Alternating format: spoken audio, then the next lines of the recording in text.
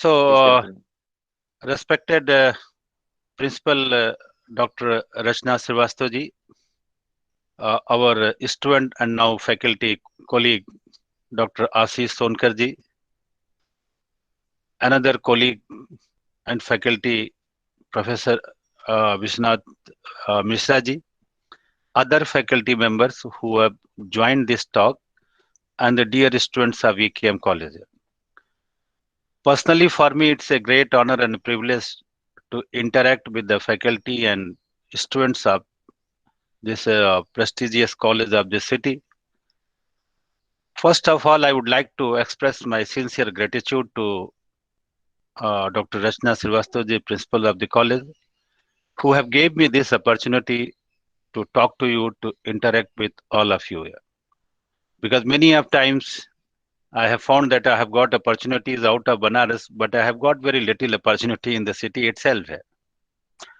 Anyway, so that is a different issue. So the topic on which I have been asked to speak, that is environmentalism.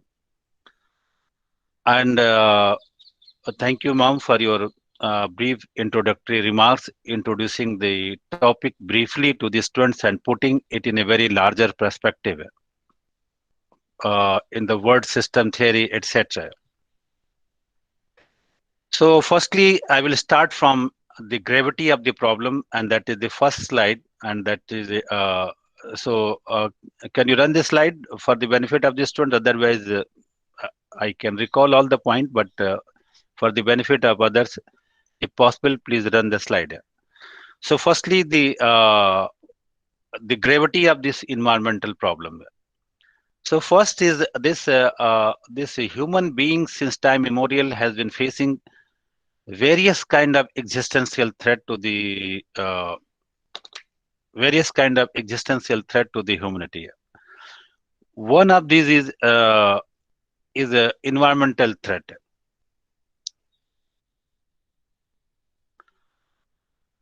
I'm so sorry, I had forgot to switch on my video so that I was not visible. I did not know and nobody pointed it out. So sorry for that. Hope now I'm visible. Yes, sir, Ashish? you are Yeah, visible. yeah, You are visible. We yeah, can see Yes, sir. Yes, sir. yeah. You are Earlier, visible now. PPT yeah, will be earlier. Yes. presented soon because due to some reason the Okay, no, system Yes, sir. stopped. no, So no problem, no problem. So, so no, sorry, I did not know. Nobody pointed it out that I'm not visible. Yeah, so I had switched up my this video. So sorry for that. So, firstly, I will start from the different existential threat, and this environmental issue is the one existential threat. So, four existential threat to the human beings can be identified. The first existential threat, which was briefly referred by Principal Dr. Rachna Srivastava, that is the pandemic, and this pandemic caused by the COVID-19 virus. So there have been various kind of viruses which from time to time uh, through mutation, etc., came into existence and they threatened the humanity. All the times humanity has been lucky to survive it, but then again there is every possibility that some kind of virus will emerge and probably human being fails to invent any kind of medicines or vaccines, etc. And this is putting an end to the entire humanity, or rather than humanity, the entire species on this earth. That is quite possible. So the first existential threat posed to the humanity, that is caused by the various kind of viruses, bacteria, and the pandemic. So pandemic is the one. Uncommunicable diseases, that is the result of this pandemic. So communicable diseases, various kinds of pandemic, etc. Because AIDS was there, SARS was there, various kinds of diseases were there, which all the time threatened the existence of the humanity itself. So this is the first existential threat. The second existential threat is coming from the weapons of mass destruction. Weapons of mass destruction, we know the technology has been evolving constantly, and with this and most of the technological development has happened in the field of weapon, and in fact, the most of the research and development all over the world is happening in the field of military technology. It has civilian aspect also. And with this development in technology, the killing capacity of the weapons has always been increasing. And now we have reached to such a stage that where we have developed the ABC weapon, the atomic, biological, and chemical weapons. And these weapons are so destructive that if they are used, they will wipe out the all kind of species from this planet. Now, as we all know that the nuclear weapons, atomic weapons, they can kill all the species not only once but many times. During the Cold War period, probably more than 100 times this whole Earth would have been destroyed if all the nuclear weapons uh, with the both the superpowers would have been used. Though the number of warheads, weapons, etc., has come down, but still enough stockpile is there that this Earth can be destroyed not only once but many times. And this is not only true with the nuclear weapons, it is equally true with the chemical weapons and biological weapons also. Yeah. Even this pandemic is also being said that this is a kind of biological weapon because still various conspiracy theories are going on in the international community. One school of thought is saying that it is a natural virus which has evolved through mutation. But then another school of thought who subscribe to the conspiracy theories, they say that it is a biological weapon. And then there is another debate that whether this biological weapon has been created by China or by America. So Americans say that it was created in the Wuhan virology lab uh, by the Chinese scientists. And on the other hand, the Chinese have accused America that it was in fact created by the American scientists and it was brought to Wuhan by American soldiers who participated in the World Military Game, which was held in month of September in Wuhan. Anyway, this blame game is going on between the China and the United States of America. That who is responsible for this artificial virus, which is being used as a biological weapons against one another. So, without going into this controversy that whether it is a biological weapon, it is a artificial virus, or it is a natural virus, but these kind of viruses are always but these biological weapons are another issue. So biological chemical weapons are also there, and chemical weapons, despite the ban on chemical weapons and biological weapons, from time to time we get the report that these biological weapons and chemical weapons are not being developed secretly, but also being used extensively in many battlefields. So the weapons of mass destruction is another existential threat to the humanity. The third existential threat is coming from terrorism. Terrorism, if a terrorist somehow come into the control of these weapons of mass destruction, so definitely they will not hesitate in using it against their so-called enemies. Because the weapons of mass destruction are under the possession, under the control of the state. And as you all know, the states are the rational actors, so we expect that all the states will behave responsibly and they will not use these weapons of mass destruction in a responsible way. It is said that these weapons of mass destruction are the deterrence weapon. These are not weapons for war fighting. These are the weapons just to deter the war.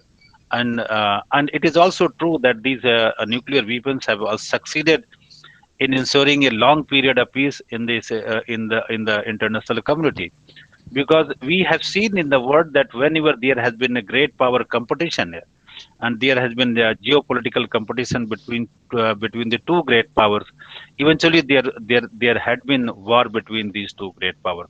But first time in the human history, in the Cold War period, the Soviet Union and United States of America, they were in the intense geopolitical competition. But this geopolitical competition did not lead to the war, and the credit is given to the nuclear weapons. So, because this nuclear weapon deterred the war between these two countries, these two superpowers had many proxy wars in different regions, but they had no direct war with each other. And this war was prevented because of the existence of nuclear weapons. Yeah. So, in that way, many international theorists has said that in fact these nuclear weapons are the weapons of peace rather than weapon of war, because they have ensured a longest period of peace between the great powers here. But terrorists are irresponsible actors, irrational actors, and we cannot expect any kind of responsible behavior from the terrorists. So, if somehow they get into the possession of these weapons of mass destruction, definitely they will use it, and it also can pose existential threat to the humanity. And the fourth existential threat, which is being posed to the humanity, it is coming from environment. Environment, I'm talking in the last, but among the priority, environment should come first, because this is the greatest threat. Because the communicable diseases, the pandemics, the epidemics caused by various viruses, bacteria, etc.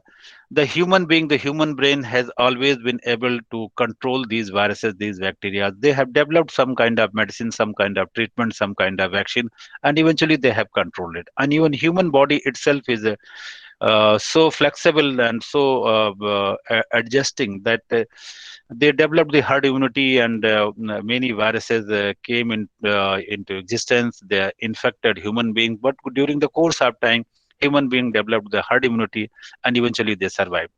So this the communicable diseases, the pandemic, epidemic, etc., they are threat, but humanity has always survived in the past, and we can say they will survive in the future also.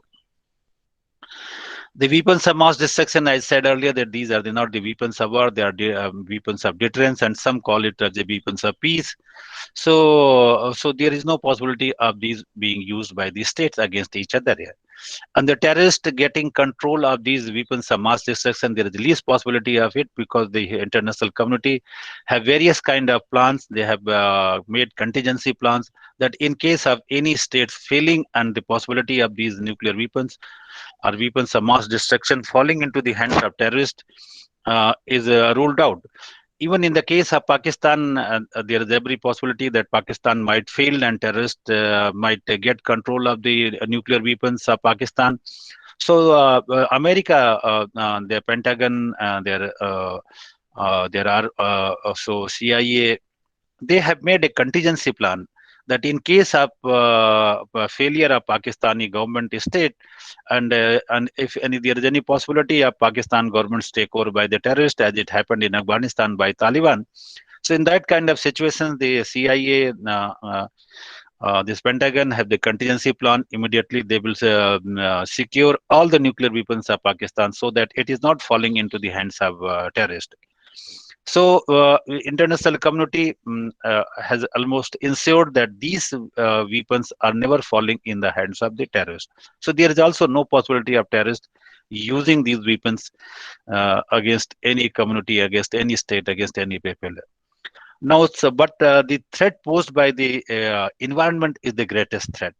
Threat in the sense that here states are also not behaving in a very responsible and rational way, in the name of America first, India first, China first, and every country first. Every state is concerned about their own national interest. No one is concerned about the global interest, the world interest. So, in this kind of situation, the people, the states, and the people, the corporate houses, all are insensitive towards the problem of the environment. And if the climate change is happening, if the global warming is happening, and the global temperature is rising beyond the 2 degree from the base level of an industrial revolution, then humanity has to pay the serious consequences. As we have read many times, scientists have given a very scary picture of the future world. The glaciers will melt, the sea levels will rise, the coastal areas will be flooded, inundated, and the islands will disappear from this earth. And these are small islands, and these coastal areas, the low-lying areas, are thickly populated. Even Bangladesh, if they say that sea level is rising, half of the Bangladesh will be submerged; it will come under the sea water. So all these coastal areas are thickly populated. So the population from these low-lying areas who will come under the sea water, they definitely will migrate from their places to some upper areas. And definitely the people already living over there, they will resist their migration from low-lying areas to the higher areas. There might be a situation of civil war, and in the civil war, this entire international community has to pay very heavy price. We are already seized with this problem of migration, international migration, because of violence and civil war in Middle East, in Syria and Libya and many other countries, the Middle Eastern countries, this some African countries, Somalia, etc. So large number of people are migrating from these conflict-prone areas to Europe and America. And America and all the Western countries, including America and European countries, they are not welcoming these migrants, despite there being many laws for the refugees, etc. So majority of the states are resisting it, and very few people have welcomed the refugees in their own country. The exceptions are Merkel's Germany, etc. But majority of the countries, including United States of America, they have not been welcoming these refugees, these migrants who are migrating from the conflict areas. And another example is the Rohingyas. The Rohingyas are also not welcome either in Bangladesh or in India or any part of the world. Somehow they have been accommodated in Bangladesh, but even Bangladesh is also continuously demanding from the international community that some kind of arrangement should be made so that the Rohingyas should go back to their country. So the point I'm making that if this migration is happening because of the climate change, because of the global warming, because of the rise of the temperature, and because of the flooding of the low-lying areas, submergence of the low-lying areas. So this will create a problem for the whole world. So this is one problem, and the the climate problem is not confined to the only global warming and the emission of the greenhouse gases and the rise in temperature, etc. It is a multi-dimensional problem, sir. So this is only one. The global warming is only one aspect of this environmental problem. There are many other problems are also. This excessive use of the pesticides and excessive use of chemical fertilizers had led to the land degradation, loss of fertility, fall in the yields of the different crops. So these problems are already there. So this is one problem here. And there has been the water pollution, air pollution, the marine pollutions. So all kind of pollutions are facing here. And the emission of the sulfur dioxide has also led to the acid rain in many countries there. So if you see at the environmental problem, this environmental problem is local, it is national, it is regional, as well it is global. So if this the climate change, the global warming, the emission of the greenhouse gases, these are having the global impact because these are of transnational character, and they will not respect the national boundaries, and its impact will be felt throughout the world. And then you have this regional problem also, because this if the sulfur dioxide is emitted from the industries to the environment, so it leads to the acid rain. And the acid rain again is of transnational character. It is transcending the national boundaries, and it is impacting the whole entire region. This problem of acid rain was created by the United States of America, because in industries in United States of America, they emitted sulfur dioxide in the environment, but the Canada was equally affected. So even the whole region was impacted. The same thing happened in Europe also. In Europe also, one country in West Europe, whether France, Germany, or any country for that matter. हाँ बोल दो हो गया है. So I'm sorry, because if you are speaking from your home, there is some kind of diversion all the time. So sorry for that. Anyway, so this even in West Europe also the acid rain problem was there. If suppose the sulfur dioxide was emitted by France, so equally its neighboring countries, the Belgium, Netherlands, Luxembourg, Germany, etc., they were also impacted. So this environmental problem, it has global impact, it has regional impact, it has local impact also, because the excessive use of fertilizers and these chemical fertilizers and pesticides, etc., as I said earlier, leads to the land degradation. The fertility is lost. It is being felt in our own Punjab, in Haryana, all those the areas which we say that green revolution has happened. So up to a point, there was a rise in the yield in these states because of the use of these chemical fertilizers and the pesticide. But then again, a point came when there was a land degradation, and instead of the rise in the yield, it was found that the production has come down, yeah, because of the loss of fertility, etc. So now everywhere now it is being said that we should switch over to the organic farming, because this kind of farming practices are not sustainable in the long run. So the point I'm making that this environmental issues, it is local, it is national, it is regional, as well as it is global. And it is a multi-dimensional. Multi-dimensional is a multi-issues. There is not only one issue that we can say that this is the one environmental problem. Environmental problem are various kinds. It's very difficult to enumerate all the environmental issues, environmental problems. They are numerous, and every day some new environmental problem is added to our already existing many problems. And there have been some industrial disaster also, and humanity has paid a heavy price. We have our own Bhopal gas tragedy. It was a man-made tragedy. This gas was leaked in Bhopal, and we know that thousands of people died, and still people are affected by this gas leak here. Even the generations to come are also affected by these kind of industrial disaster. And same thing happened in Chernobyl also. Chernobyl was in Ukraine at that time. Soviet Union was there, and there was a nuclear disaster there. So not only Ukraine, not only Soviet Union, but the Eastern European countries were also affected. Who were the neighbor of Soviet Union and now Ukraine. Central Asian countries were also affected, but so Central Asia at that time was part of Soviet Union. So whole of Central Asia was affected by the Chernobyl disaster. Ukraine itself was affected. Russia was affected. The East European countries were affected because of this nuclear radiation which happened because of this Chernobyl disaster. In the same way, there have been other nuclear disasters also. The 3 Mile Island disaster happened in the United States of America.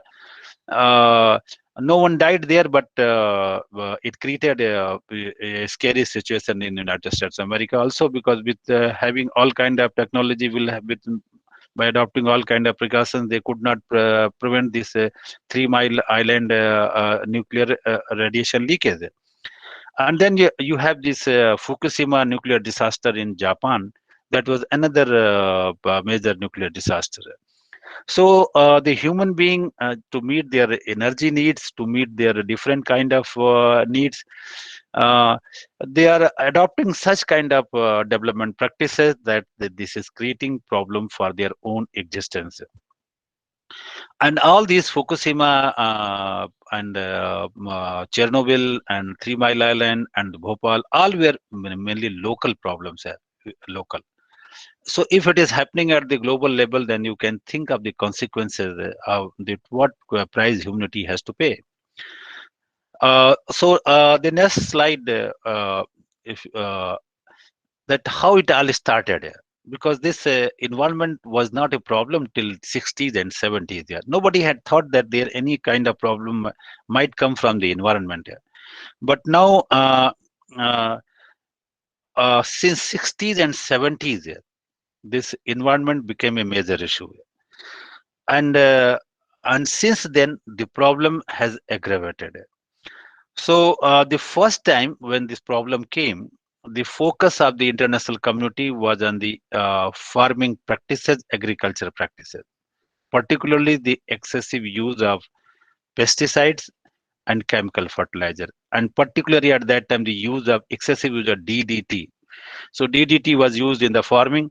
So this DDT was very harmful for the environment, for the various organisms who were surviving on this earth in the land, and affecting the birds, etc. So at that time, this was the first issue which was raised there. But since then, the problems have been increasing. The number of issues have been coming before the people.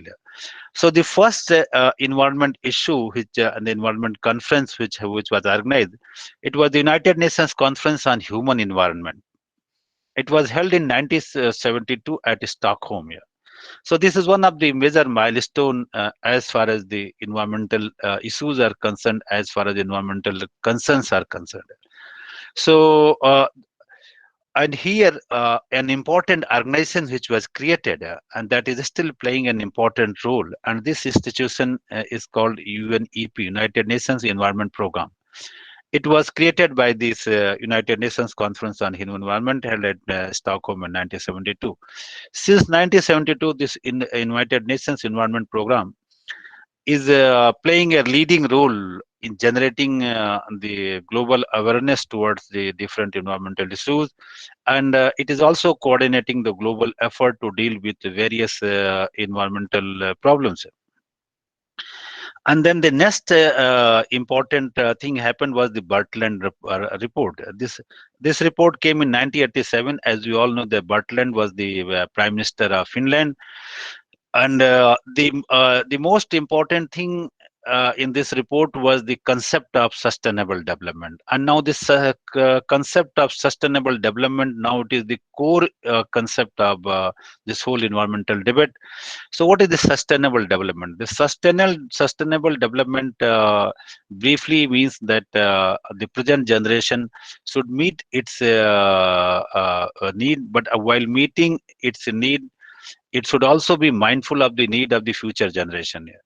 So the resources should be exploited in such a way that we are fulfilling our needs, but at the same time we are not affecting the needs of the future generation which are yet to be born. Yeah. So there has to be some kind of balance between the use of resources, the exploitation of resources for our needs. At the same time, we should be careful, we should be mindful of the needs of the future generations. Yeah. So this sustainable development is now the core of all environmental discussions. Another important event which happened, it was the formation of the IPCC, Intergovernmental Panel on Climate Change. This body is not doing any research on its own.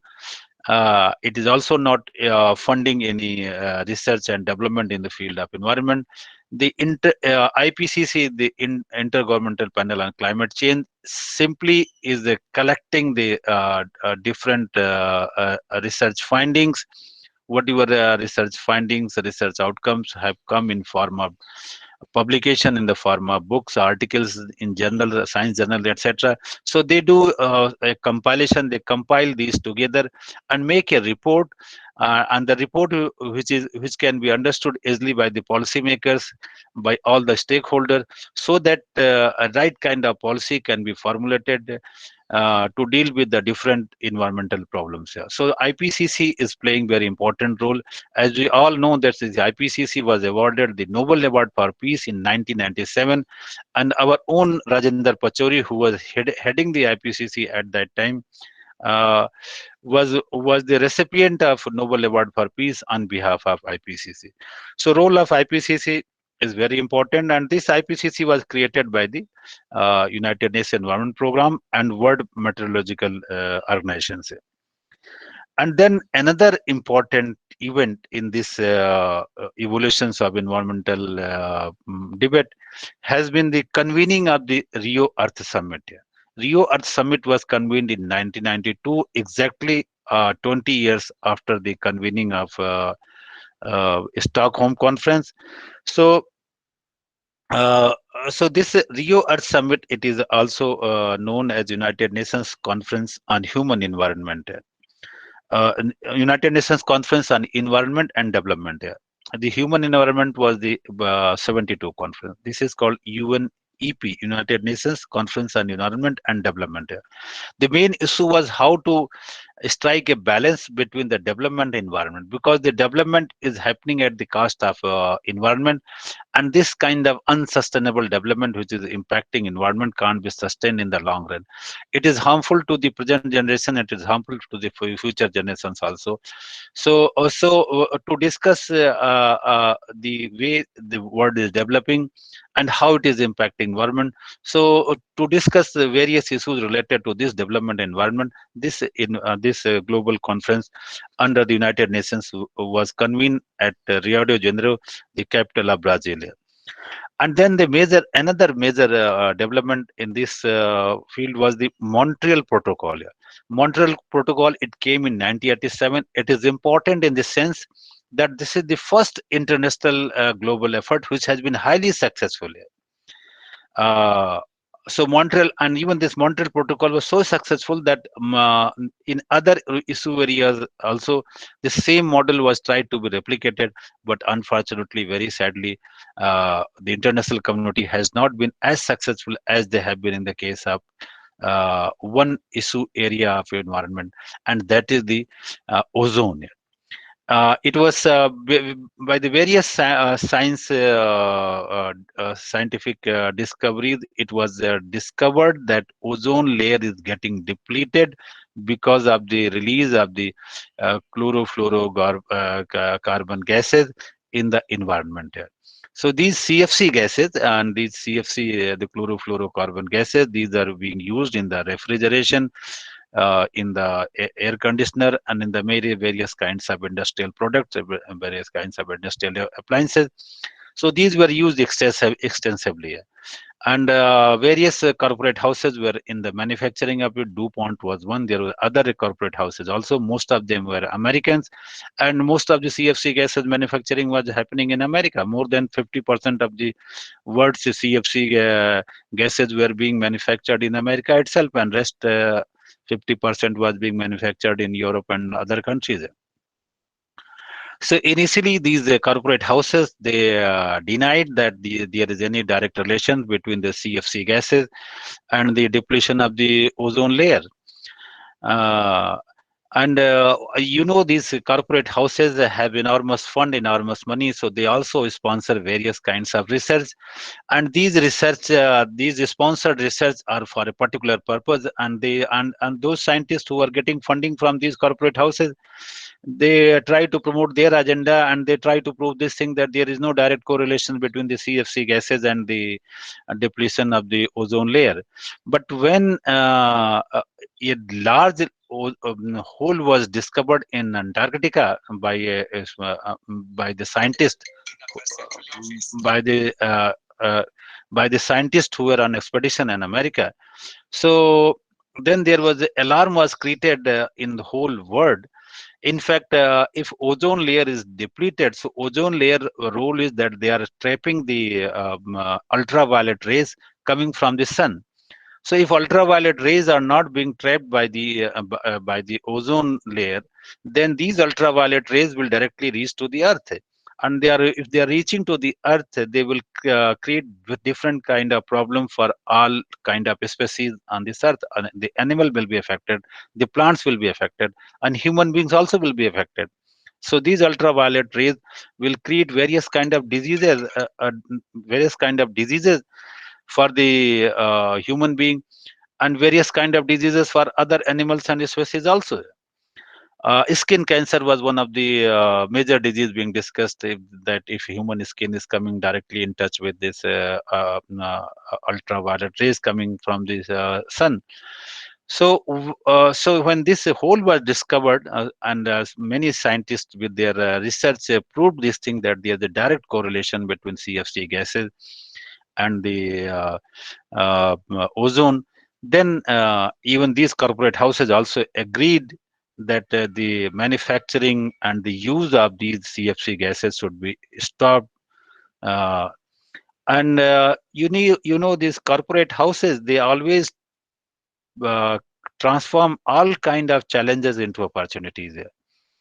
As this pandemic, as you're seeing that this pandemic caused by this coronavirus, the COVID-19, this is also being transformed into an opportunity by the various medicine companies.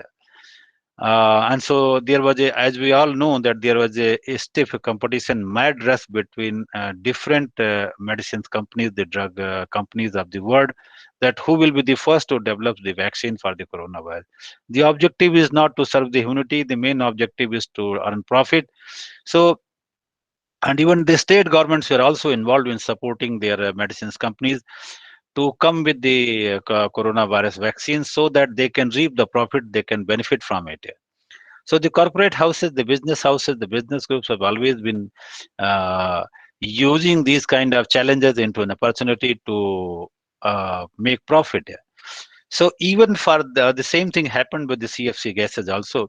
The same corporate houses who were opposing that its manufacturing should not be stopped. The same corporate houses immediately started focusing on the research and development to develop the substitute for CFC gases. And eventually they succeeded also in creating the substitute for CFC gases, and they also made profit by it, by selling it to others. Anyway, but the Kyoto Protocol was successful in the sense that in 1987 it was signed and immediately it was ratified by the required number of countries, and it was immediately implemented, and the target was fixed, and even these CFC gases were phased out before the target year. So now the CFC gases are not being used. We are using its substitutes, alternatives. So also this Montreal Protocol, the point I'm making, is one of the most successful protocol, and it created a global regime in one particular area, and it was a successful regime because it dealt with this problem created by the CFC gases. So Montreal Protocol has been one of the great achievements. Now this ozone layer has been repaired, and now this ozone or depletion problem is no longer there. So it is a significant achievement from this perspective.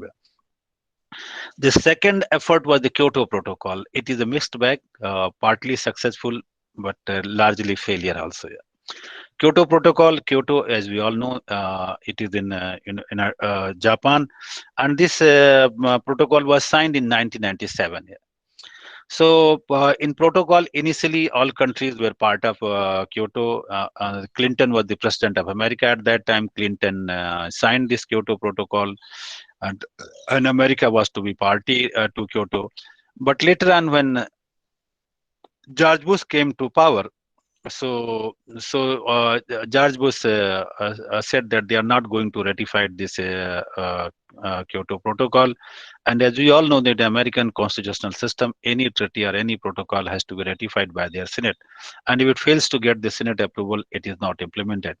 Same thing happened with the League of Nations, and the same thing happened with the Kyoto Protocol also. And Bush administration announced that they are withdrawing it from Senate approval. So this Kyoto Protocol was never ratified by the American Senate, and America never became part of this Kyoto Protocol. In Kyoto Protocol, uh, uh, uh, it's a legally binding quota was fixed. The Kyoto Protocol was related to the emission of the greenhouse gases, because it was said that these greenhouse gases are mainly responsible for the rise in global temperature, and this global rise in global temperature will lead to the climate change, etc. So, so what are the greenhouse gases? So the greenhouse gases, mainly they are carbon dioxide and many other gases. So these are in fact generated by the burning of the fossil fuels. As we all know that these fossil fuels, the oil, gas, uh, mm, uh, these are the main sources of energy for the international community. Uh, More than 70-80% of energy we are getting from these fossil fuels. And all economies are dependent on these fossil fuels for their energy needs. But these are use of these fossil fuels, burning of these fossil fuels is emitting greenhouse gases, is emitting greenhouse gases, and which is affecting the if greenhouse gas emission is rising, then definitely the global temperature will rise and it will lead to the climate change, etc. So, by the Kyoto Protocol, the important countries, the developed countries, which are mainly responsible for the emission of the greenhouse gases, they agreed for legally binding emission cut. So, the highest cut was to be taken by the European Union countries.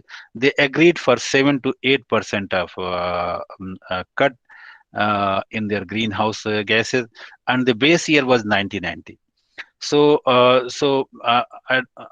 the European Union countries will reduce their emission of the greenhouse gases by 7 to 8%, uh, uh, and the base year, as I said, is 90. And then America, and then Japan was to reduce it by 6 to 7%, and then America was to reduce the emission by 5 to 6%.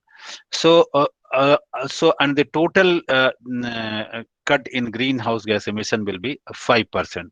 So whatever was the greenhouse gas emission in 1990, so at the global level, the greenhouse gases will be cut by 5% by two by 2000. Exact year, sorry, I'm not sure, but some year was also fixed that by this year this much reduction will happen. Even Japan was also skeptical, and America did not join it. Only European Union sincerely implemented it, executed it. So this was a failure in the sense that all parties who agreed for cut in the greenhouse gas emissions, they did not respect their commitment. So and then this Kyoto Protocol also created various kind of controversies, etc. In this Kyoto Protocol, in fact, it was said that developed countries will bring down their greenhouse gas emission, but developing countries were exempted from any kind of cut. The idea was that, in fact, developed countries has polluted the environment. Developed countries are mainly responsible for the greenhouse gas emission, and the contribution of third world countries, developing countries, is very low, very minimal. Yeah. And since these countries are undeveloped, underdeveloped, backward, and so they have to develop their economies. So to meet their development needs, they cannot accept any kind of restriction on the use of energy, because the use of energy is directly related to the economic growth. If you want to achieve the 10% economic growth, then you have to increase your consumption of energy by 10%. So there's a direct relation between the level of energy growth, the same level you have to meet by energy. So 10%, for 10% economic growth, you need the 10% extra energy consumption to achieve that kind of growth. So the developing countries refuse to accept any kind of cut, and they were allowed to increase their emissions. But developed countries has to. So then this we can call the issue of equity in international relations, because the poor, the undeveloped, they can increase their greenhouse gas emission, but on the other hand, the developed, the rich, they have to bring down their greenhouse gas emissions. This is also called the CBD, the CBDR, the comprehensive but differentiated responsibility. So this is the common responsibility. This is the responsibility of the international community. So common but differentiated. Differentiated means that different countries will be treated differently as far as greenhouse gas emission is concerned. So this Kyoto Protocol was negotiated on the principles of common but differentiated responsibility, the CBDR in brief. And here the distinction was accepted between the responsibility of developed countries and the developing countries. And developing countries were given various kind of concessions, permission to increase their emission of the greenhouse gases, etc. So Kyoto Protocol, and after the Kyoto Protocol, the Copenhagen summit happened. The Copenhagen summit objective was to create a successor treaty of the Kyoto Protocol, because Kyoto Protocol life was only up to 2012. So it was said that well within time before the 2012 expires, a new treaty should come which will replace the Kyoto. So regarding this climate change, the greenhouse gas emission, etc. But at Copenhagen, there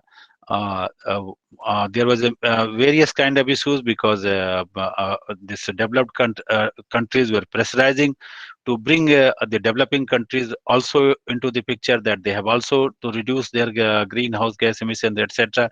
Then there is another debate that whether the per capita emissions should be taken a basis, or the country's total emission should be taken as a basis for negotiation. The developed countries were saying that it should be the per countries the emission of the greenhouse gases.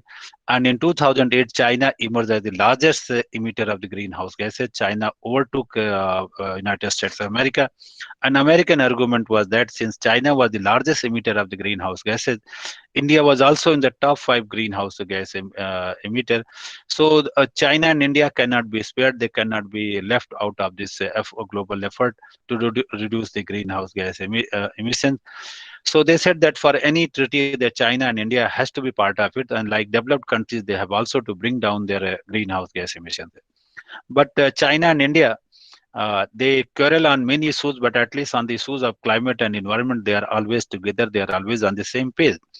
So China and India joined hand, and they said no, it should be the per capita consumption, the per capita emission. Yeah. So if you go by the per capita emission, then the OECD countries, the Organizations of Economic Cooperation and Development countries, the so-called North countries. So these and the developed countries. So the per capita emission in the developed countries is much higher than the per capita emission in India and China and third world countries. So the Americans are consuming 4, 5, 6 times more energy than the Indians are consuming and Chinese are consuming.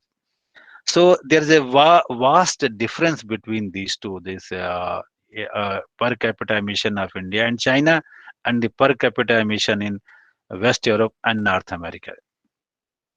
So this so problem was there. Eventually, some kind of agreement was reached, and these basics were found. The basic is the acronym for the Brazil, South Africa, India, and China. These 4 countries came together and formed this basic association in Copenhagen summit. And so all these 4 nations were together, and they were arguing the retention of the CBDR principles, and giving various kind of concessions to the developing countries, to the third world countries, etc. Anyhow, some kind of agreement was reached over there, and this Copenhagen's summit eventually led to the signing of the Paris Agreement. And in this Paris Agreement, again, Obama negotiated, but by the time it could be ratified but by the time uh, it could be implemented, uh, President Trump came into power. And immediately after assuming the power, President Trump announced that America is withdrawing from the Paris Agreement. So now the Joe Biden has assumed presidency there, and Joe Biden has announced that America will rejoin the Paris Agreement here. So you see what is happening. I think Joe Biden will join it. So if America is withdrawing from any agreement, which is the largest emitter, one of the leading emitter, now it is the second largest emitter after China. So the success of any global effort to control the climate change, to control the emission of the greenhouse gases is bound to fail. So America is so critical for any global effort, being the a major superpower, the only superpower, the leading country of the world. So America has to be part of any agreement, any institution, if it has to succeed. The same thing happened with the League of Nations also. Yeah. There have been various reasons for the failure of the League of Nations, but non-joining by United States of America was also one of the major reasons for its failure. Same thing can be said about the Paris Agreement also. Now I will be talking briefly about the books and reports here. There have been certain books which have highlighted these issues of environment. So the first book which I will refer here is The Silent Spring. It was published in 1962, and this book was written by Rachel Carson. And here, the Carson main critique was the excessive use of chemical fertilizers and pesticides. I have already discussed this thing, so I will not talk much about it. Another book which was important is Murray Bookchin's book, and the title of the book is Our Synthetic Environment. And this book again also came into 1962. And here the book chain's argument was that various kind of human diseases, the various kinds of cancer is the result of the excessive use of fertilizers, the excessive use of pesticide, and the excessive use of food preservatives. Yeah, because you see the food preservatives are used in various kinds of food we consume. Yeah. So these food preservatives which are used for preservation of foods, they enter into our body, and the various kinds of pesticides and chemical fertilizers which is used for farming these pesticides and fertilizers, chemical fertilizers enter into the food grains, and through food grains they enter into our human body, and these are creating various kinds of diseases in the human body, various kinds of cancer, etc. So he correlated the increasing cases of cancer and various kind of diseases, cardiovascular diseases and other diseases, to the excessive use of fertilizers and pesticides, and the excessive use of X-ray also, because for every treatment, for every kind of diagnostic, we are excessively using the X-ray there to diagnose the various diseases. So these are also harmful. So he highlighted this thing in 1962. Then there were a couple of reports which played a very important role in generating the global awareness towards the environment. And the two reports which is important is the only one Earth, and this report was written by Ward and Dubis, and there was another report, and this is titled "The Limits to Growth," and this was written by Club of Rome. So these two reports, which came in early 70s, they also they also generated awareness towards the various environmental issues in the international community. And the another report, that was the Brundtland report, and it was titled Our Common Future, and we have already discussed about this report. The sustainable development concept was part of this report. So these reports created awareness among the international community regarding various environmental issues there. Now, very briefly, I will talk about the major environmental issues there. These are self-explanatory, well known to everyone, so I will not be taking much time. So first is the climate change. We have already discussed the climate change will have the disastrous consequences for the international community. And this climate change, as we all know, is directly related to the global warming. And for global warming, we know these greenhouse gases are mainly responsible for the global warming. And apart from this, the CFC emissions, it is also uh, resulting in other kind of problem, including it is also leading to the rise in global temperature. And then there is another thing, there is a scramble for resources. Yeah. Earlier there was a scramble for colonies, and now there is a scramble for resources. Yeah. Now you see the India and China, they have entered into the stiff competition to capture the energy assets in different parts of the world. India and China both are competing fiercely with each other to capture the energy asset in Middle East, energy asset in Africa, energy asset in Central Asia, energy assets in Latin America, various kind of resources in Africa, Latin America, Central Asia, and Middle East, everywhere. They are competing with each other. So as there was a scramble for colonies, and now there is a scramble for these resources. European Union countries and the America, they are also in this game here. So European Union countries and America were already in this race, and now it has been joined by India and China also.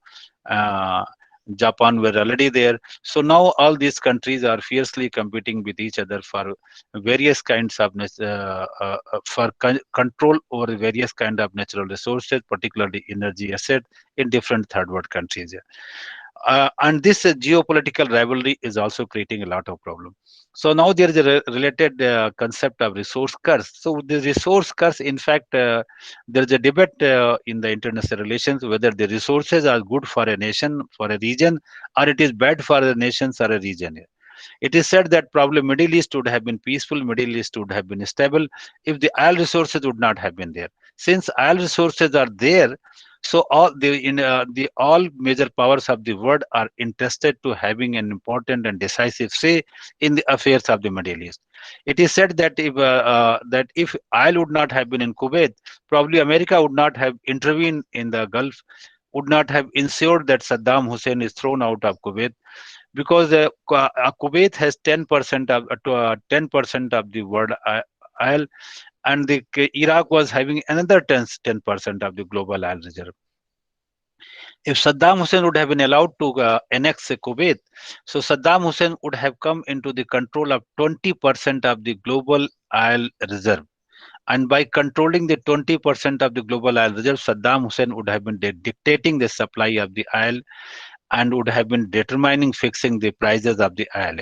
So this would have affected the economic interest of the developed countries, particularly the economic interest of the United States of America, because these developed countries are highly dependent upon the Middle East cheap oil to fulfill their energy needs.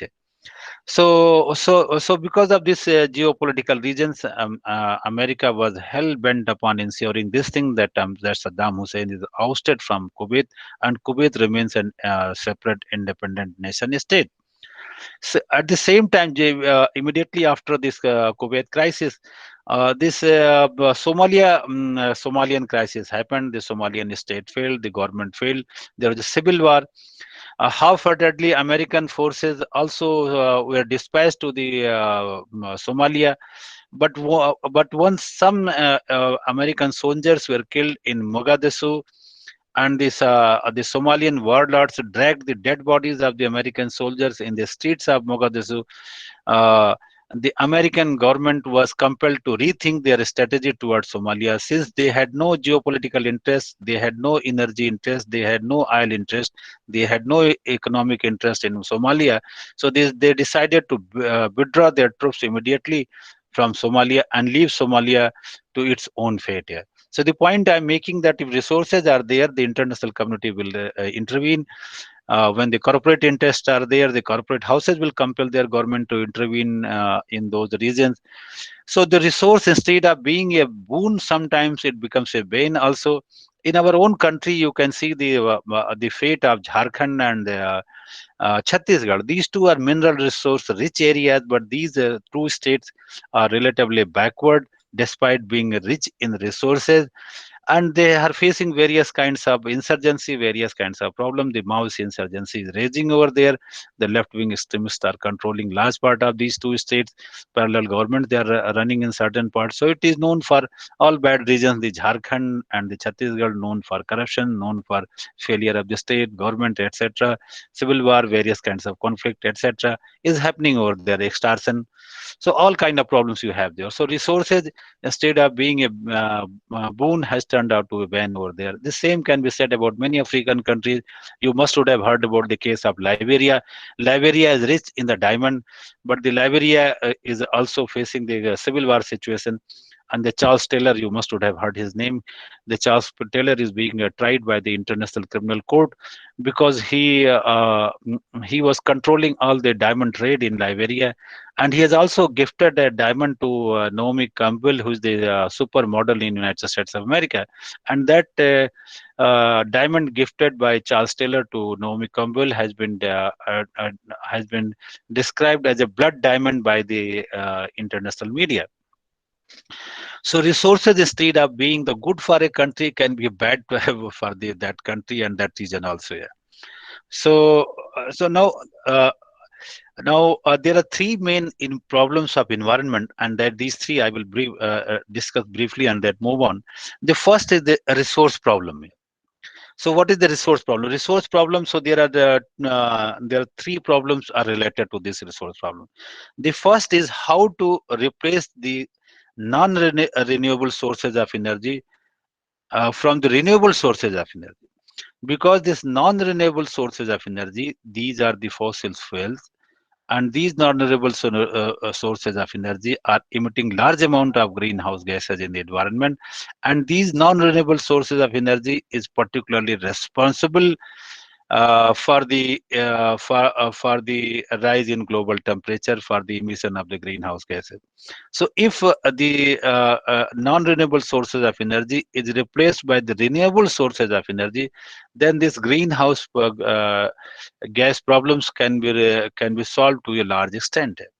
So what are these renewable sources of energy? The renewable sources of energy is solar energy, is tidal energy, is bioenergy, so wind energy.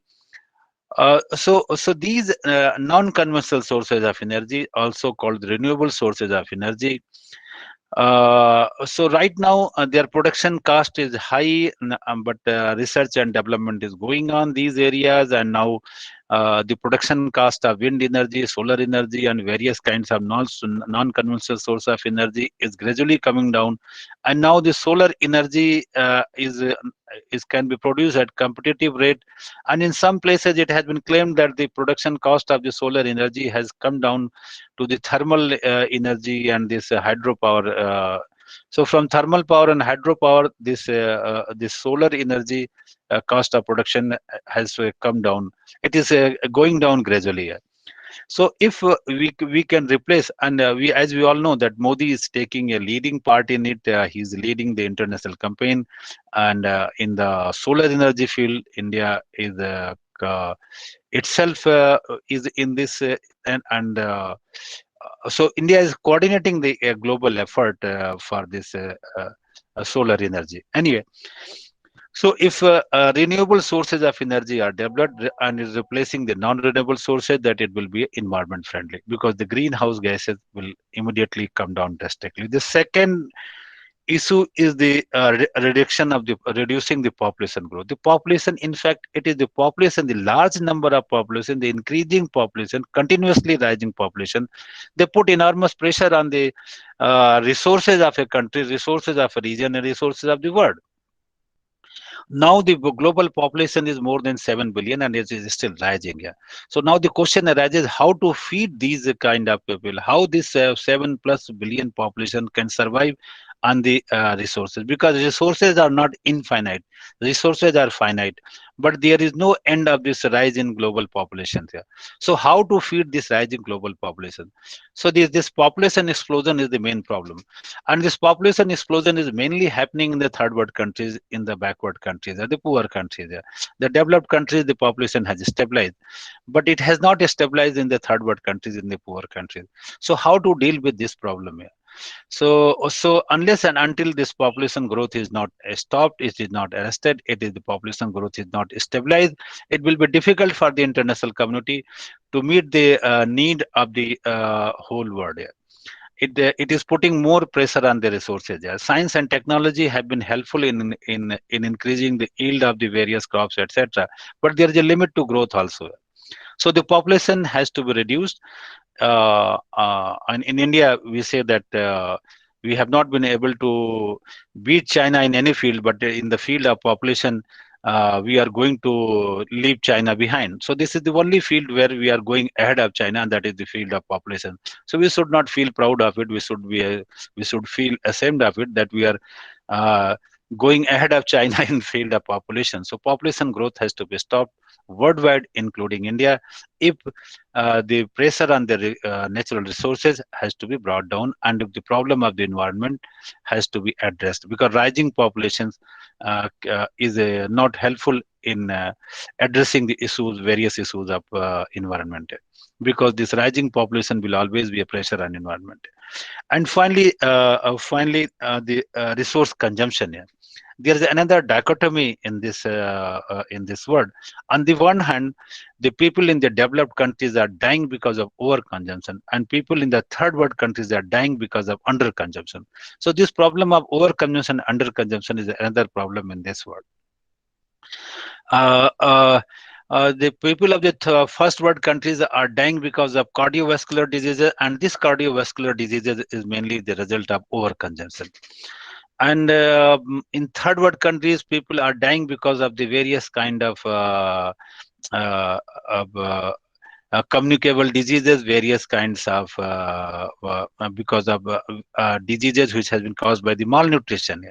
So here, large population is malnourished, and since don't get nutritious food, so they are susceptible to various kinds of diseases. Yeah. So here, in third world, people die because of malnutrition, because of underconsumption, and the first world people die because of overconsumption. Yeah. So how to overcome this problem of consumption, yeah, resource consumption? Yeah. So, the n- n- me- uh, in fact, the needs of the people, it has to be met, but the resources should be used, but it should not be misused or overused. If resources are used for our needs, then this Gandhi has said, and many others have said, that the nature, Mother Nature, has provided everything for need. But when human being start exploiting these resources for greed, then there arises the problem of environment. So we have to restrict our needs, we have to restrict our consumption, and if we are restricting our consumption, restricting our needs, so probably the needs of entire human being will be fulfilled. Yeah. So this is another problem. The second problem is the problem of waste here.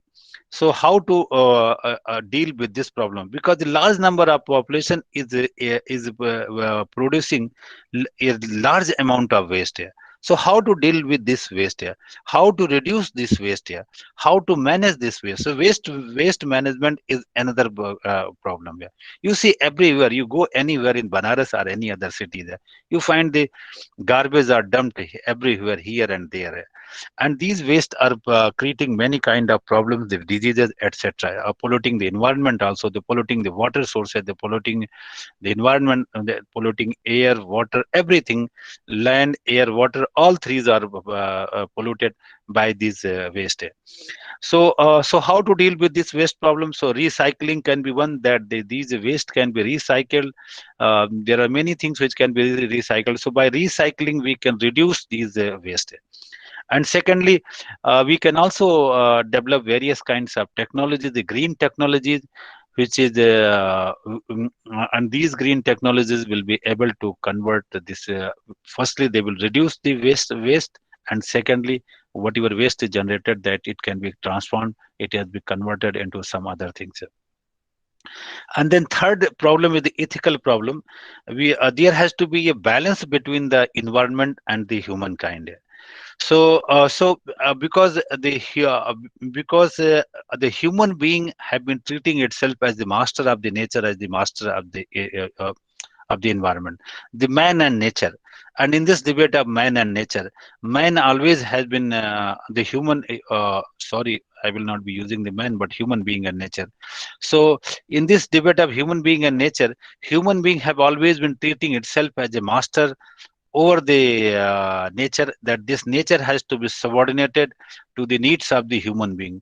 Needs of the human being, the interest of the human being is superior to the interest of the nature, to the interest of the environment, etc.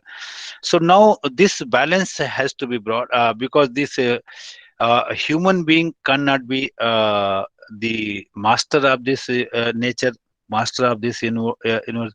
This planet belongs to all the species, all the flora and fauna, all the plants, all the animals, and all the mm, uh, organism.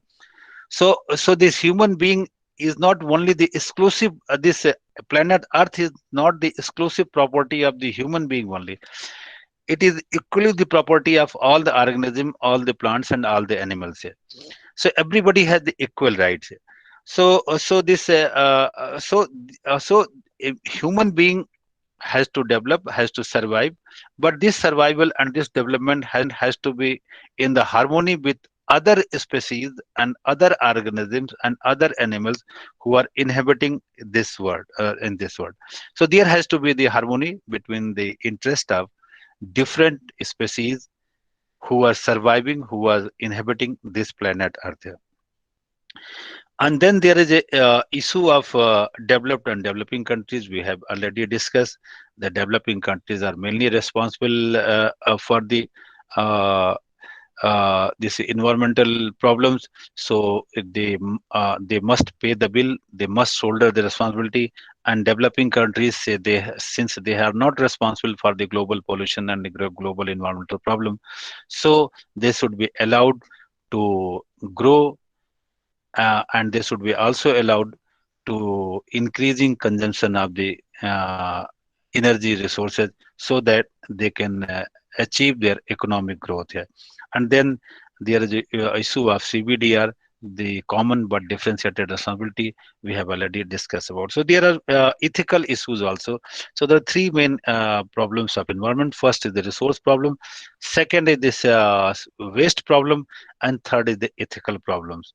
Now, I'm coming to this last part of my lecture. So now, what should be the this at the level of ideas? So two kind of ideas has come into the picture. One is reformism, and another is radicalism. So there is a reformism. This is also called modernist ecology, and this is also called shallow ecology. So reformism.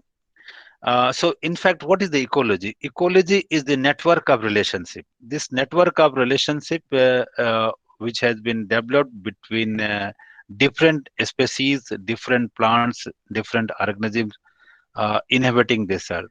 So there is a network of relationship between these, and in this network of relationship, there's a delicate balance between different in this relationship, and this relationship, the delicate relationship, must be retained at all cost here. And if this relationship is disturbed, then in the long run, it will be the disastrous for everyone, including the human being. It also calls itself that is it's enlightened anthropocentrism. Enlightened anthropocentrism means this human activity will be there. Human being will be using the resources, will be exploiting the resources for its survival, for its need. But it should be enlightened in the sense that it should be done in a responsible way. So and they accept this thing. This is also called shallow ecology. The shallow ecology accepts that there is limits to growth. They say that this growth can't be unlimited here. So this growth has to be responsible, it has to be accountable, and there has to be limit of the growth also. Beyond a point, this growth itself will become a problem here. And here they talk about the sustainable development. The shallow ecology subscribe to the sustainable development. So sustainable development we have already discussed. We have to meet our needs, and we have to keep the needs of the future generations also, while using, exploiting the natural resources available on this planet Earth. And this also, if you are subscribing to this thing, then overnight no country can become rich, because as we have seen in the case of China, within a very limited period of time, China from being a undeveloped and backward country has become a developed country. So this has been at the cost of environment. And we all know that right now the China is the leading greenhouse gas emitter. And China was facing various kinds of pollution problem. When Beijing Olympic was held, all the industries were closed down for a month, so that the environment can be improved, so that the Beijing Olympics can be held in a better environment. So so China has grown very rapidly, but it has grown at the cost of environment. Now in China also, the environmental concern has reached to such a state that China is also now trying to bring down the uh, this emission of the greenhouse gases in their country, and they are also putting so many restrictions on their industry. Earlier, their main concern was rapid economic growth rather than the protection and preservation of the environment. Yeah. So uh, so uh, so uh, so they have to develop, but they have to develop slowly. Every country has to become rich, but they have to become rich slowly. Yeah. Rapid growth will create problem, and then there has to be a balance between the modernization and the sustainability. Yeah.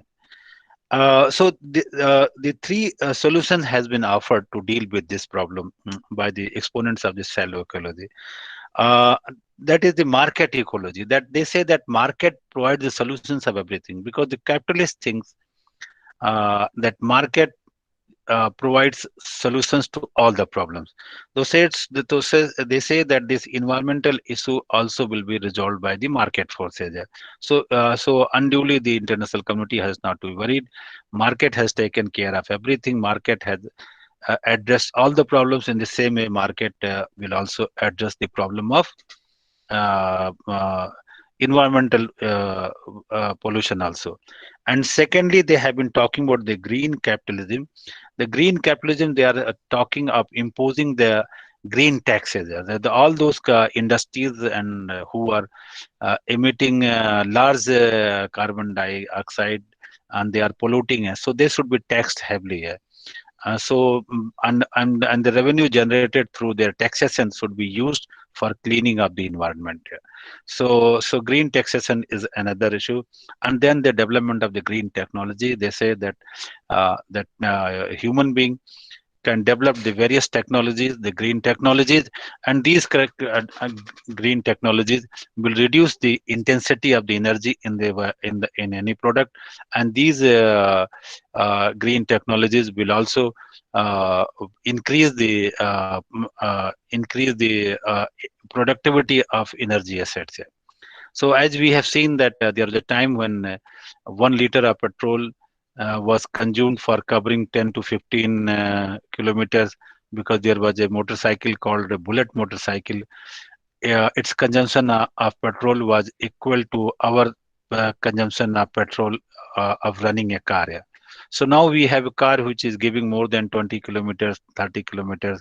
And there was a time when the bullet motorcycle in 70s and 80s was giving only 10 kilometer in 1 liter of petrol. So you see this productivity of different energy sources has been increased manifold, and this has happened because of the adoption of the green technology. So green technology has also been helpful in reducing the emission of the greenhouse gases.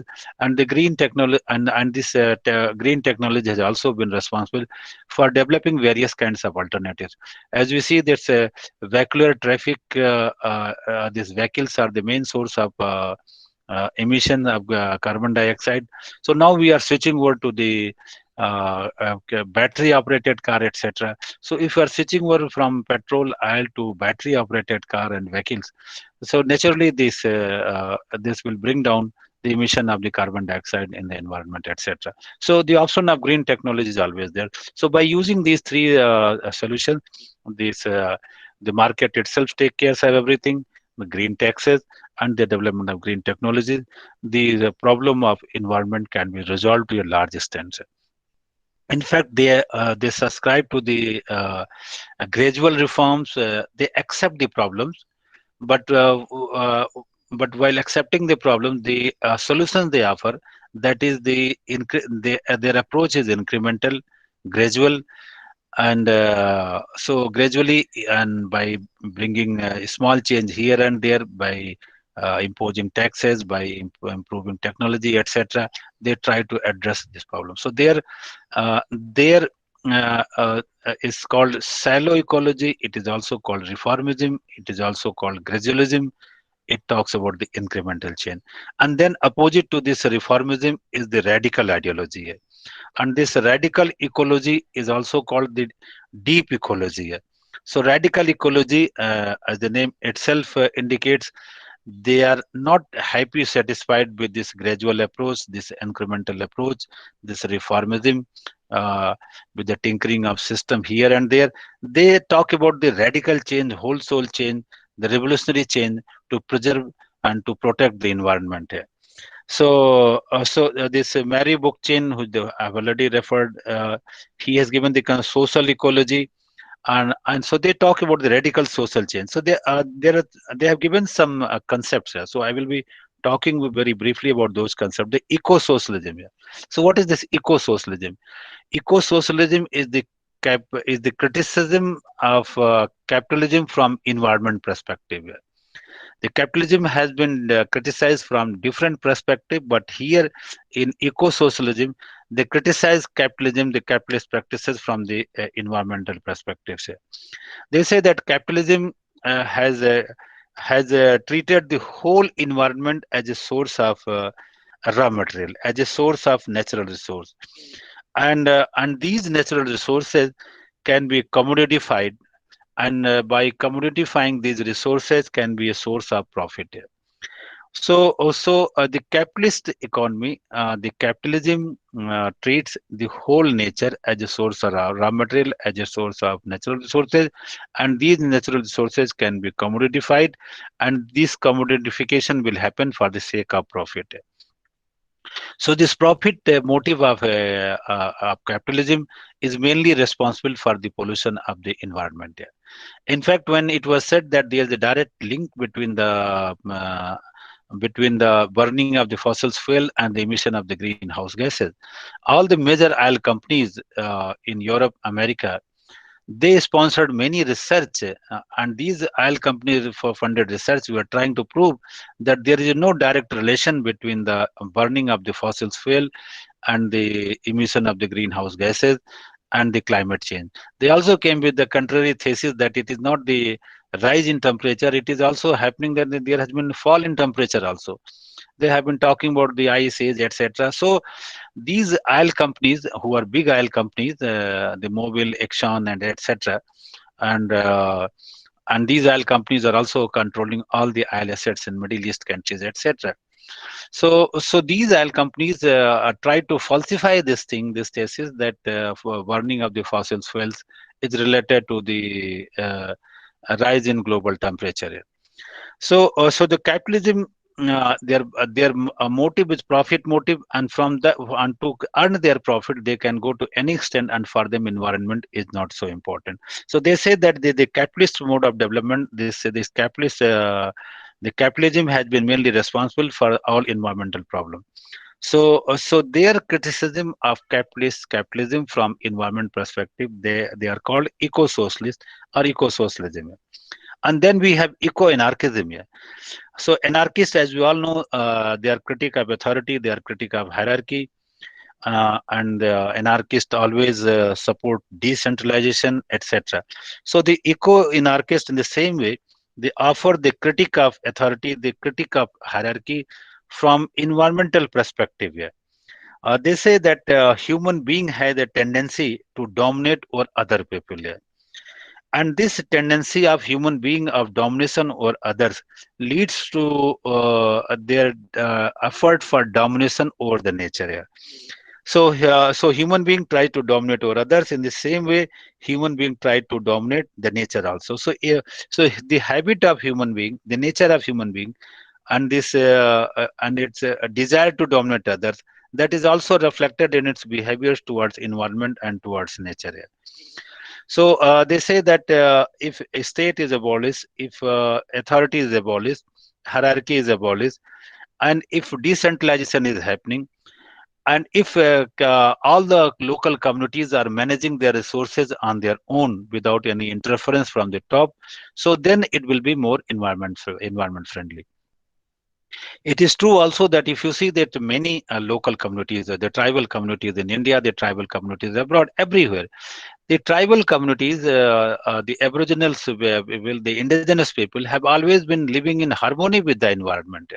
There is no clash between the indigenous people and their environment, So they live in close cooperation with the environment. So they protect the environment, they worship the environment, they don't destroy the environment. You must would have heard this the Kandhamal problem in Odisha. So there was a tribe. I'm forgetting the name of the tribe, and there was a hill, and that hill was given to the Vedanta for mining of the bauxites here. So the local communities, they were worshipping that hills because it was a goddess for them, and they were surviving on it. And they said that if bauxite mining is happening in this treaty, in this hill.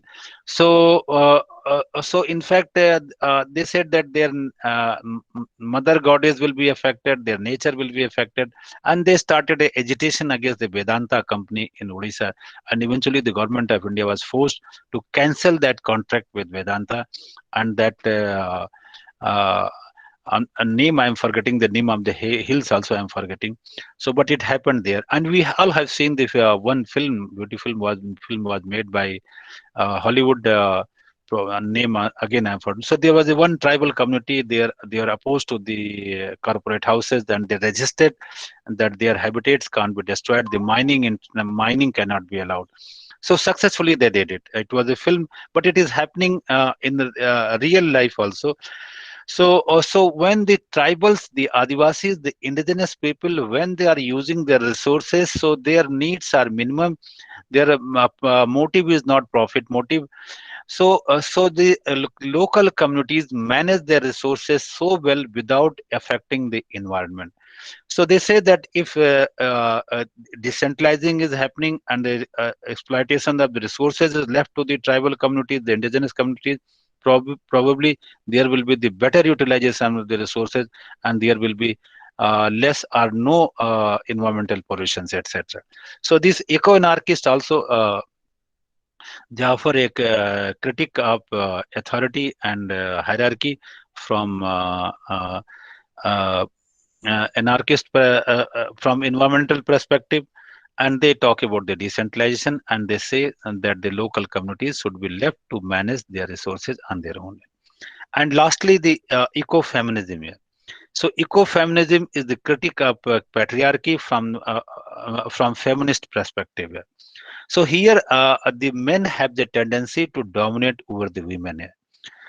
So the kind of behavior men shows towards the women, the same kind of behavior is shown towards the nature here. So as men treats a women as their property, in the same way, man, human being treats a nature as their property, environment as their property.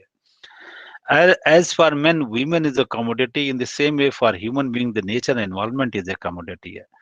So the kind of attitude, the kind of mindset the man is having towards the women, the same kind of attitude, the same kind of mindset human being is having towards the nature, towards the environment.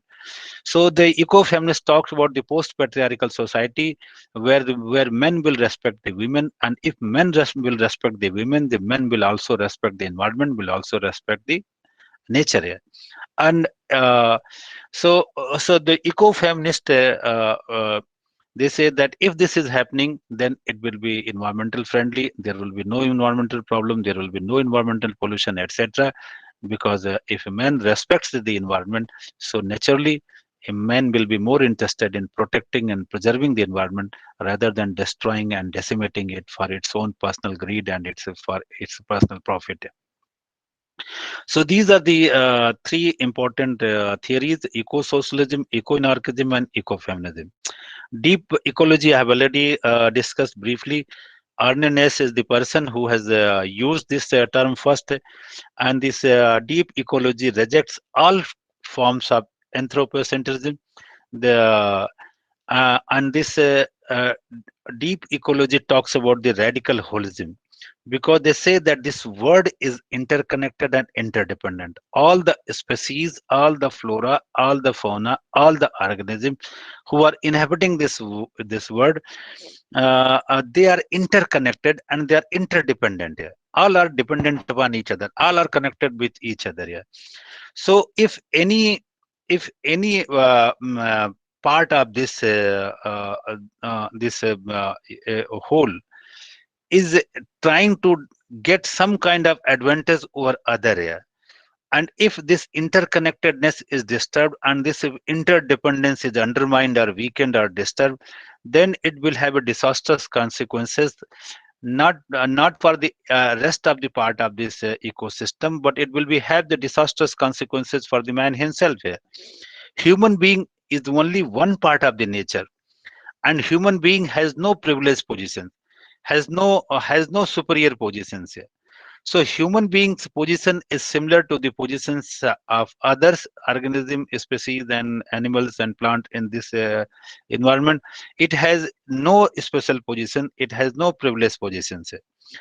So they talk about the biocentric equality. Yeah. In this biocentric equality, they said all organism in this biosphere, all organism, all are equal. There is no questions of being superior or inferior organism. No organism, no animal, no species is inferior, or no species is superior. Yeah. So human being can't claim any superior status, any privileged status. Yeah. These deep ecology people are also critical of consumerism and materialism here, because this consumerism and materialism, in fact, this is responsible for environmental pollution, etc. And this distorts the relations. This excessive consumerism and materialism, it distorts the relations between the human being and the nature. Climate change, we have already discussed. Global warming is the main thing. Denial lobby, all those who are uh, saying that there is no link between the greenhouse gas emissions and the climate change, etc. We have already discussed about it. So just I'm skipping this thing here. Global effort. We have already discussed about the Rio Earth Summit. In the Rio Earth Summit, three conventions were signed. The first convention was the UN Framework Convention on Climate Change. So this framework convention deals with the greenhouse gases. In all these conferences which happened, uh, it was under the aegis of United Nations Framework Convention on Climate Change. Every year, annual conferences are happening. The Copenhagen conference happened under this UN Framework Convention on Climate Change. Every year, under the UN Framework Convention on Climate Change, some conference is organized. The objective is to bring down the greenhouse gases, firstly to stabilize it and then to bring it down. Second convention was the Biodiversity Convention. The planet Earth is known for its diversity, for its richness, various kinds of flora and fauna. And these various kinds of flora and fauna has to be preserved because there are various reports that various kind of species are getting extinct, and if these are getting extinct, it will have a disastrous consequences for the human being, and the human being himself. The anthropocentric activity, the human-induced activity, has been responsible for the extinctions of many various kind of species and various kinds of plant in this earth. So the biodiversity conventions aims at retaining the biodiversity of this earth here.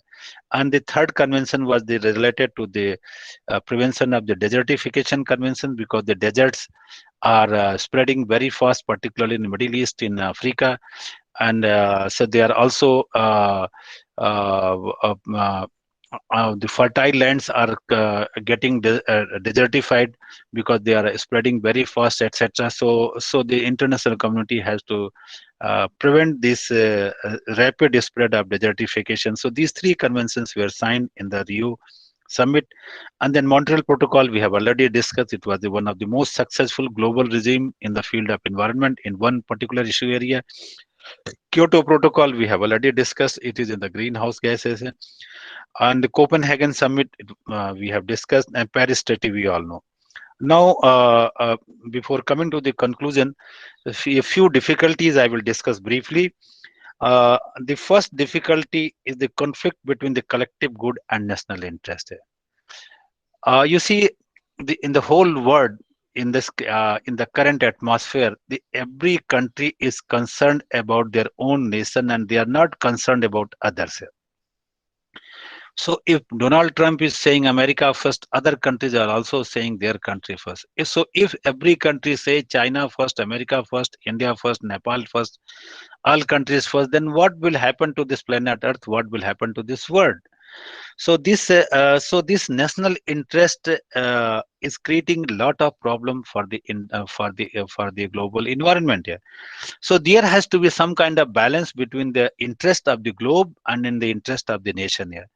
So unless and until this globe interest, the world interest, and the national interest, some kind of balance is not struck, then it will create problem. So there has to be yeah, some kind of reconciliation between the collective good, between the global good, and on the one hand, on the other hand, the national good, the national interest, and the interest of individual and the interest of a particular one community, etc. So this is first difficulty, how to strike a balance between the global interest, global good, and national interest and national good. Second conflict is between the developed and developing countries. We have already discussed this thing, so I will not take much time. Again, developing countries demanding the right to grow, and asking the developed countries to shoulder the responsibility for cleaning the environment. And developed countries, as we know, they say that they are not responsible for it. Even their forefathers, when they did it, even they were not aware of this thing. So all those people who are dead, who are no longer there, whatever they did, their next generation cannot be held responsible here. So it is a collective problem. So entire international community has to shoulder the responsibility here. And then there is a several economic issues are related to the environment. The issues of finance, that who will pay the bill there. So the third world countries are saying that they don't have the finance, they don't have the resources. So if you want a clean environment, then the developed countries, the rich countries who have the finance, who have the resources, they have to pay. So issue of finance is there. And then issue of mitigation, how to bring down this greenhouse gas emission, etc. So this, and then adaptation, how the technology will be developed and how this technology will be transferred, because the corporate houses who are developing the technology, the country which is developing the technology, they want to charge the money for the transfer of technology. So in this effort for adaptation, so this rich country must help these third world countries, etc., so that green technology can be adopted by them, so that they can also have the economic growth without impacting the environment. And all countries had to accept the lower level of growth. The the the the the fast speed of growth always create a environmental problem, as it has happened in China. It will happen in other countries also. So we have to accept the lower level of growth, and secondly, we have to grow slowly. And then the issues of equity we have already discussed. The common but differentiated responsibility, it is the main that the developed country wants to get rid of this CBDR, and third world countries, including India and China, they want to retain this comprehensive but differentiated responsibility, because say this is the global norm on which any environmental problems can be discussed. And then the problem of free riders. The free riders are those people who are enjoying all the benefit without paying a price. We see when any collective good is there, so we try to enjoy the maximum benefit without shouldering any kind of responsibility. And this has led to another kind of problem, which Garrett Hardin has developed into a concept, and Garrett Hardin calls it the tragedy of commons. So this Garrett Hardin said the tragedy of common, that anything which is common is the global commons. What are the global commons? Global commons are the sea, ocean, rivers, etc. So these are the global commons. So these global commons, in fact, they are responsibility of all. But as Aristotle has said, the responsibility of all, in fact, is there a responsibility of none. So everybody wants to take maximum benefit. They wants to derive maximum benefit, but they don't want to exercise any kind of restraint on their behavior. It has happened in the case of marine resources, because the marine resources, sea resources, it is the property of all. So now, with the improvement in technology, the countries have indulged in such kind of fishing, that fish species itself has been destroyed in many oceans, in many seas. So because all the nations, because say that if they are not fishing this, some other countries will fish it. So why not catch maximum fish in this competition of having the maximum catch of the fishes? The result has been the fish themselves have disappeared from various oceans, etc. So this tragedy of commons, this problem has been tried to be addressed in the law of sea by giving control to the states in the name of exclusive economic zones, because exclusive economic zones 200 nautical miles have been given to the neighboring country. So the idea was that it's 200 nautical miles, the concerned country will be responsible for the upkeep of these oceans also, because in they will not indulge in such kind of fishing practices that the fishing species itself is destroyed from that ocean, etc. So there will be the responsible exploitations of marine resources, and that will be good for them and good for others also. So the tragedy of commons and this free riders, these are the concept which have evolved in this environmental discourse. So with this, I have already taken a lot of time, and it has been long lecture. So within 2-3 minutes, I am concluding. So last part is conclusion here. The planet is in the peril. This is the sentence of Obama. Obama, when assumed office in 2000, in January 20th January 2009. So in his presidential speech, he said that this planet is in the peril. This planet. So and now he said that we are reaching to the tipping point. So we are reaching at such a point that if we are going beyond this planet itself will be destroyed. And if the planet itself is destroyed, so we all who are surviving on this planet, who are dependent on this planet, our life itself will be affected. We in the process, in the decimating the planet, we will be decimating ourselves here. So the urgent need is the immediate global effort is required here. Since the environmental problem is a global problem, so the solution has to be global. The solution can't be local, the solution can't be national, solutions can't be regional. It is a global problem, so solution has to be global. So the climate change issue, the CFC issues, the ozone hole depletions, the various kinds of problems, the global problems here. So effort has to be made at the global level, and solution has to be the global in the sense that every nation, every community, every person has to accept some kind of responsibility, some kind of restraint on their behavior if environmental issues has to be addressed. And states have to rise above their national interest here. We in international relations teach that the national interest is everything in international politics. The realism subscribe to this view. So international realist theorists say that it is the national interest which determines the foreign policy, which is the guide for everything. Yeah. So every state is in this state-centric approach. The national interest is everything, but the state has to go beyond their narrow national interest. They have to think about the global interest also, and they have to harmonize their national interest with the global interest. Only then this environment can be saved, can be protected, can be preserved. And then more regimes have to be created in one issue area. That issue area is ozone hole depletion. In this particular area, an international regime was created by the signing of the Montreal Protocol, etc., and it was a successful regime. So this kind of global regime has to be created in another area also, another area where global effort is being made. That is the climate change. So climate change, which is resulting from the emission of the greenhouse gases, this is another major area, and right now this is the major environmental issue. So international community is trying to develop the same kind of global regime in the climate change area also.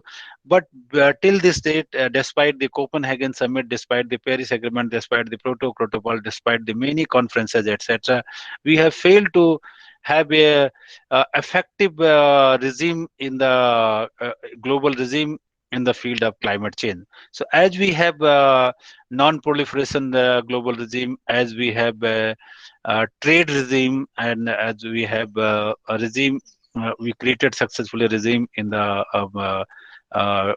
ozone hole depletion. The same kind of global regime has to be created in different issues of the environment. Particularly, the most urgent is that international community must create an effective global regime in the field of climate change. So we need more regimes in the environment area to successfully address this environmental problem. And finally, we have to go beyond the state-centric traditional theories. The two international relations theories, which is most dominant, that is the realism and international liberalism. These two theories, the realism and liberalism, both are state-centric. State-centric in the sense that realism talks about the conflict among the different states. So they talk about the competition among the states. So conflict among the states, competition among the states, rivalry among the states, that is the focus of realism.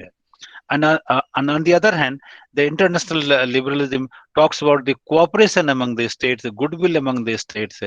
So both the approaches, the international liberalism as well as the international realism, both approaches are state-centric approach. So we have to go beyond the state-centric approach, because these two dominant IR theories, approaches, are not sufficient, not adequate to deal with the environmental problem. So we have to evolve in place of liberal politics, in place of the real and the realism politics. We need a green politics, and we need a green approach. So the green approach, the green politics is the need of the hour. By adopting green politics in place of real politic, or the liberal politics, by adopting the green politics and by going beyond these state-centric approaches, if you are adopting this green approach, so that will be more conducive to addressing the problem of the environment. So at the level of theory also, we have to develop a green theory, and this green theory has already been developed by many by many thinkers who are seized with this problem of environment. With this, I'm coming to an end, and thank you so much to all the people who are listening me, all the teachers, particularly the